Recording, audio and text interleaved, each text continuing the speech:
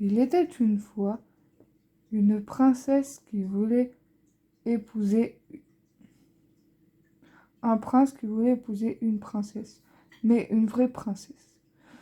Il fit le tour de la terre pour en trouver, mais il y avait toujours quelque chose qui clochait. Des princesses, il n'en manquait pas, mais étaient-elles de vraies princesses? C'est difficile à apprécier. Toujours une chose ou l'autre ne lui semblait pas parfaite. Il rentra chez lui tout triste. Il aurait tant voulu avoir une véritable princesse. Un soir, par un temps affreux, éclair et tonnerre, cascade de pluie, que c'en était effrayant. On frappa à la porte de la ville et le vieux roi lui-même alla ouvrir. C'était une princesse qui était là, dehors. Mais grand Dieu, de quoi avait-elle l'air dans cette pluie par ce temps? L'eau coulait de ses cheveux et de ses vêtements, entrait par la pointe de ses chaussures et ressortait par le talon. Est-elle prétend être une véritable princesse? Nous allons bien voir ça, pensait la vieille reine, mais elle ne dit rien.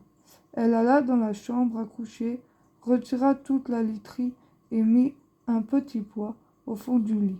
Elle prit ensuite 20 matelas qu'elle empila sur le petit poids et par-dessus elle mit encore 20 édredons en plumes d'éder. C'est là-dessus que la princesse devait coucher cette nuit-là. Au matin, on lui demanda comment elle avait dormi. Affreusement mal, répondit-elle. Je n'ai presque pas fermé l'œil de la nuit. Dieu sait ce qu'il y avait dans ce lit. J'étais couchée sur quelque chose de si dur que j'en ai des bleus et des noirs sur tout le corps, c'est terrible. Alors ils reconnurent que c'était une vraie princesse, puisqu'à travers les 20 matelas et les 20 édredons en plumes d'éder, elle avait senti le petit pois. Une peau aussi sensible ne pouvait être que celle d'une authentique princesse. Le prince la prit donc pour femme, sûr maintenant d'avoir une vraie princesse. Le petit pois fut exposé dans le cabinet du trésor d'art où on peut encore le voir si personne ne l'a emporté.